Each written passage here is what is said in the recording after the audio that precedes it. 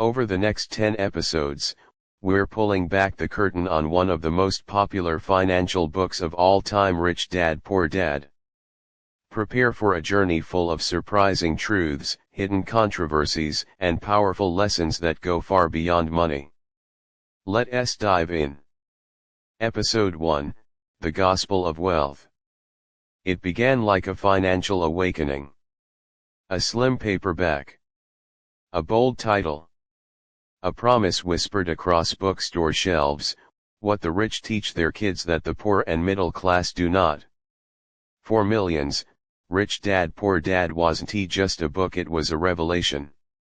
A financial Bible passed from cubicles to classrooms, barbershops to boardrooms. Young dreamers, burnt-out workers, and struggling families all heard the same sermon: the wealthy think differently. And so can you. Visuals, old book footage, 90s TV interviews, busy bookstores, people highlighting passages. Robert Kiyosaki wasn't a Wall Street insider. He wasn't a professor. He was one of us, and that's what made him dangerous. With simple language and bold declarations, he made readers feel like they were being let in on a secret, one that the elite didn't want them to know. The story of two dads, one rich, one poor, offered a clear contrast between scarcity and abundance, ignorance and empowerment. Don't work for money. Make money work for you. The rich don't buy liabilities. They collect assets. Your house is not an asset. These weren't just lessons. They were commandments. And millions obeyed. Q10's music. But here's the thing about Gospels, they ask for belief, not proof. And buried beneath Kiyosaki's parables and platitudes, were questions no one wanted to ask. Where exactly did these lessons come from? Who was this rich dad, and why did something that felt so true begin to look more like theater the closer you examined it? Dramatic pause. Cut to black. In this series, we go beyond the hype to uncover the truth behind the myth that sold 40 million copies. Because when the sermon ends, what's left behind? Episode 2, The Father Figure That Never Was. In the story of Rich Dad Poor Dad, the central character isn't Robert Kiyosaki. It's not even his so-called poor dad, the one who valued education over entrepreneurship. No, the real star, the guiding light of the book's wisdom, is Rich Dad, the mysterious mentor who built empires, bought assets, and supposedly taught a 9-year-old Robert the secrets of wealth the school system never would. Visuals, silhouetted figures, faded photographs, money changing hands, Hawaii landscapes. But who was this man? Kiyosaki never gives his real name. No photographs.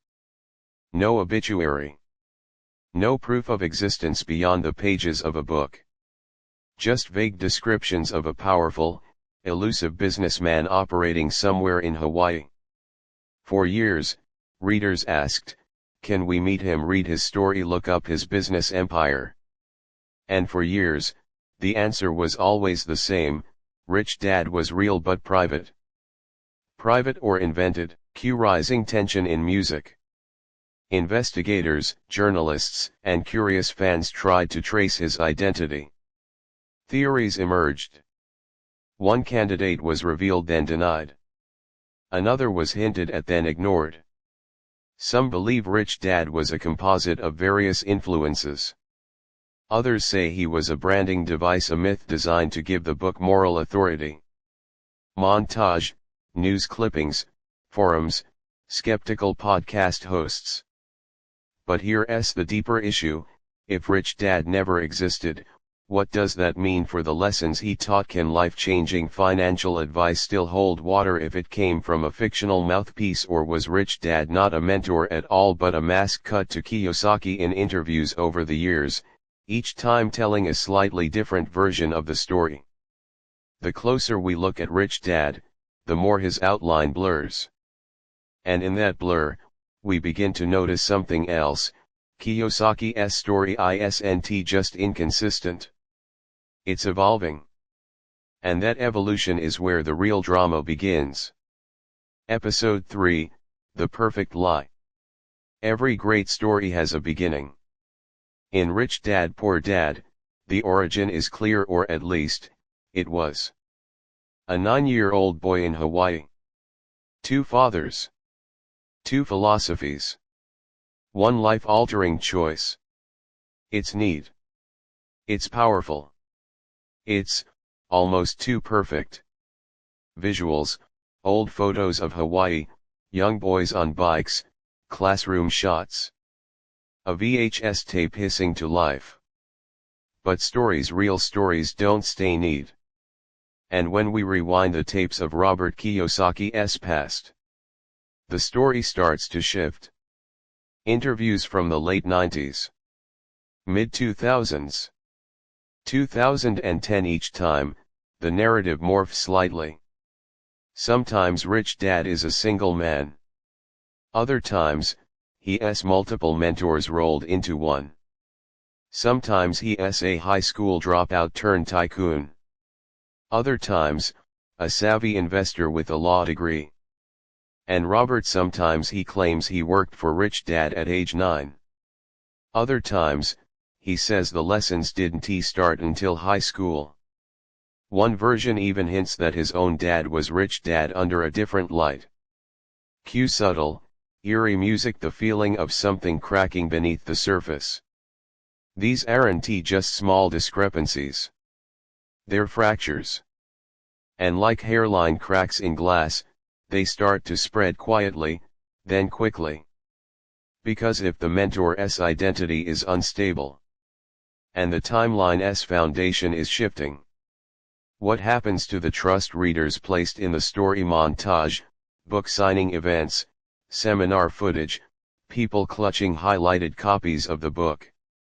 For millions, Rich Dad Poor Dad wasn't just advice, it was autobiography. A real man's real transformation. A real blueprint to escape the rat race. But what if that transformation never happened? What if the story was always a carefully engineered narrative, a myth with just enough truth to sell? Final shot, a close-up of a torn page. A highlighted line. Truth is often hidden behind simplicity. In the next chapter, we'll pause, step back, and ask, even if the story wobbles, does any of it still work? Episode 4, The Truth Hidden in the Hype. Before we get lost in the swirling doubts and controversies, let's take a moment to breathe and recognize the reasons Rich Dad Poor Dad struck a chord. It wasn't just marketing magic or an elaborate myth. Beneath the layers of storytelling and showmanship, there are real ideas that changed the way people think about money. Visuals, people studying the book, highlighting passages, kids drawing dollar signs, bustling classrooms. First, the mindset shift. The book teaches a powerful truth: money isn't just currency, it's a language. If you don't learn to speak it, you're left out of the conversation. Millions felt empowered to rethink their relationship with wealth. No longer was money an enemy or an impossible goal, it became a tool, a game with rules to learn. Then there's the simple but profound idea of assets versus liabilities. This lesson, at its core, helps people distinguish what puts money in their pockets, versus what takes money out. Schools rarely teach this. It's financial literacy in its most basic form, a blueprint for understanding cash flow and financial independence. Visuals, chalkboards with asset-liability diagrams, entrepreneurs making deals, people budgeting. These ideas inspired a generation of entrepreneurs, investors, and dreamers. They sparked movements, created communities, fueled seminars and workshops worldwide.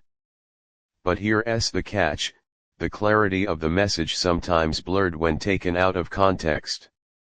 Buy assets became a mantra repeated without nuance.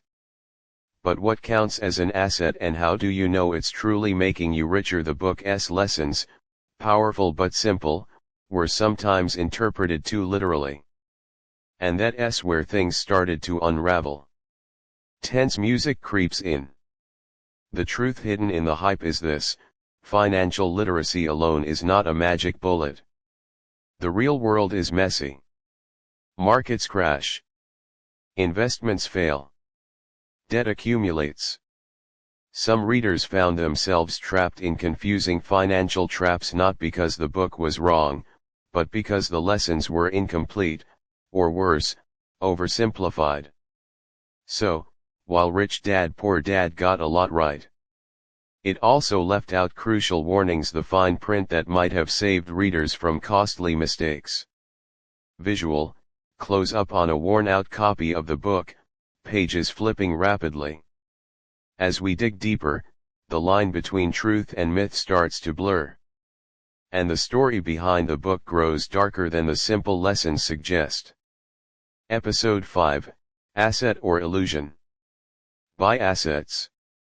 It's the rallying cry of Rich Dad Poor Dad. The mantra repeated by millions, tattooed in minds, pasted on vision boards. But what if this simple advice wasn't so simple after all? The book draws a clear line: assets put money in your pocket, liabilities take money out. A beautiful, black and white world where your home is a liability and rental properties are golden tickets. But in reality the financial world lives in shades of gray. Visuals: glossy images of mansions, rental properties, crowded real estate seminars. Take real estate, for example. Rich Dad says it's the ultimate asset. But ask any seasoned investor and they'll warn you, owning property can drain your finances faster than you expect. Maintenance costs, vacancies, taxes, market crashes, all liabilities disguised as assets. And what about businesses? A company can be an asset, or a liability if it's poorly managed, drowning in debt, or losing customers. The book's lesson, boiled down to slogans, misses the crucial skill: how to analyze and manage assets properly. Cut to frustrated people at seminars, bank statements with negative balances, houses with foreclosure signs.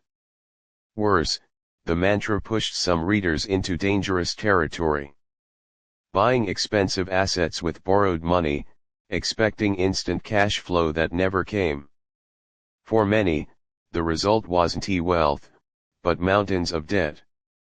The line between asset and liability blurred until it vanished entirely, turning the dream of financial freedom into a nightmare of unpaid bills and broken promises.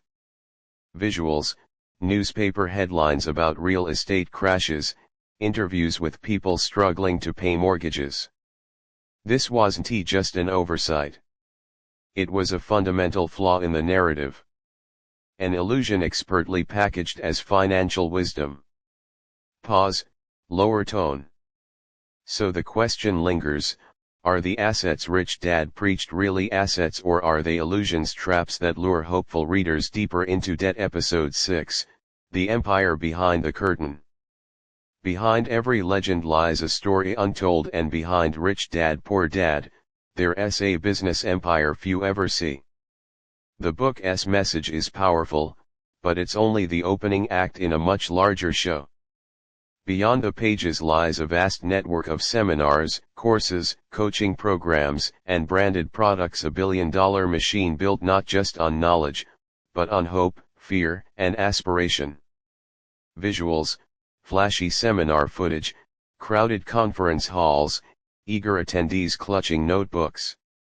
Robert Kiyosaki isn't just an author. He's a businessman first selling a dream packaged with a price tag. The seminars promise more than financial literacy, they offer transformation. The chance to become the rich dad figure, to unlock hidden secrets, to join an elite club of wealth creators. But behind the scenes, many attendees discovered a different reality. Expensive workshops. Upsells on coaching packages. High-ticket masterminds. What started as a 20 book could quickly spiral into thousands, even tens of thousands of dollars in fees. Cut to interviews with former seminar participants, some enthusiastic, others regretful. And here's the catch: Kiyosaki's own financial empire didn't grow primarily from savvy investments or real estate deals. It grew from selling the idea of financial freedom. Seminar rooms turned into cash registers. Courses became products. Followers turned into customers, and while some found value, many others felt they were caught in a cycle of endless selling, a funnel that never ends. Visuals, animated funnel graphic showing book, seminar, coaching, high-ticket offers. It's a business model built on aspiration, where the promise of wealth keeps customers coming back, eager for the next secret, the next breakthrough, the next ticket to success. But the question remains, who truly gets rich from Rich Dad Poor Dad? Is it the readers, or the empire behind the curtain? Episode 7, Debt, the dangerous drug. Debt, the double-edged sword that Rich Dad Poor Dad presents as a secret weapon. Robert Kiyosaki teaches that not all debt is bad, that good debt can be used to buy assets, leverage investments, and build wealth. It's an alluring idea. But for many readers, that idea became a dangerous trap. Visuals, close-ups of credit card bills, loan agreements, worried faces. Across the world, thousands took the advice, literally borrowing money to buy assets they hoped would generate passive income. But passive income didn't always come. Maintenance costs piled up. Markets turned. Cash flow dried. Instead of wealth, many found themselves buried under mountains of debt. Forced to juggle payments, face foreclosure, or declare bankruptcy. Cut to interviews with people sharing their stories, hopeful at first, then desperate. One family bought rental properties with borrowed money only to lose everything when tenants vanished. Another investor plunged into high-interest loans chasing business dreams and ended up losing their home. The promise of good debt became the nightmare of bad credit. Visuals, newspaper headlines about foreclosure crises, interviews with financial counselors. The book's enthusiasm for debt overlooked one crucial reality: debt is a weapon that cuts both ways. When markets crash, when income falters, debt doesn't disappear, it grows heavier. And Rich Dad Poor Dad offers little guidance on how to recognize when the risk outweighs the reward. Music darkens. What Kiyosaki framed as financial empowerment, for some became financial ruin. And as more readers fell into debt traps, the question grew louder: was this risk communicated clearly, or was it glossed over to keep the dream alive? Episode 8, the lawsuit nobody talks about. Behind the polished brand and best-selling books lies a darker, rarely told story. A story of legal battles, angry customers, and government scrutiny. The Rich Dad empire wasn't without its controversies, and some of them exploded into courtrooms. Visuals, courtroom sketches, legal documents, newspaper headlines.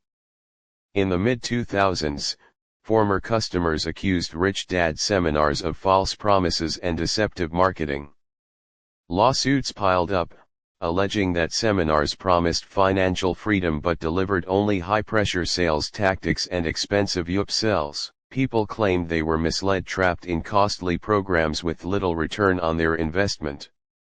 Cut to headlines: seminar scam allegations, financial guru sued, class action filed. The company fought back hard, dismissing claims as misunderstandings or isolated incidents. But whispers of complaints spread beyond the courtroom. Government agencies began to examine the business model, questioning if it crossed ethical lines.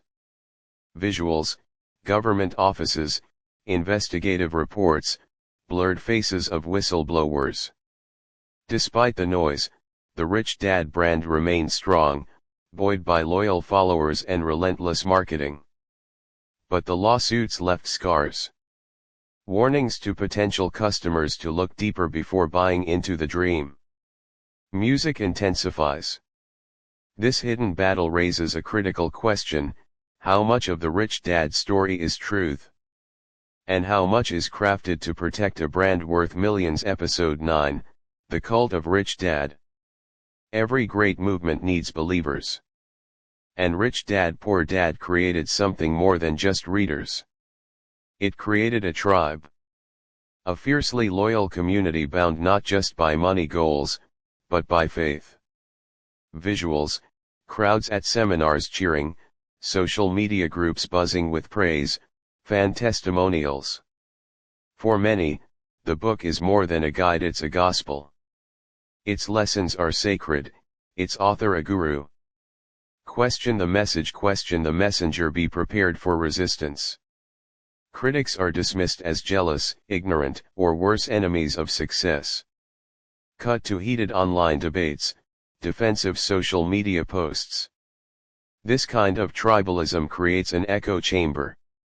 A world where nuance is lost, and doubts are silenced. Followers defend the book through thick and thin, often ignoring evidence that contradicts their beliefs.